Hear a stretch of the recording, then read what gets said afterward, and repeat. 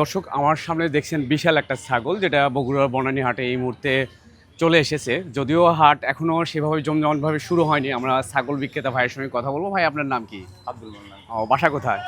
সোনাকারে। সোনাকাড়িয়ে। বাড়িতে লালন পালন করছেন এই ছাগল। জি। এখন কত টাকা চাইতেছেন এটা?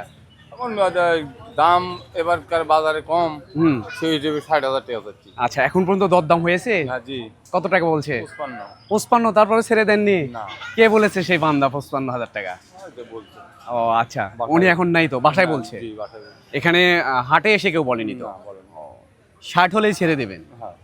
বা 55 জায়গায় যদি 2,000 কম হলে ছেড়ে দেবেন। 2,000 টাকা কম ভাড়া।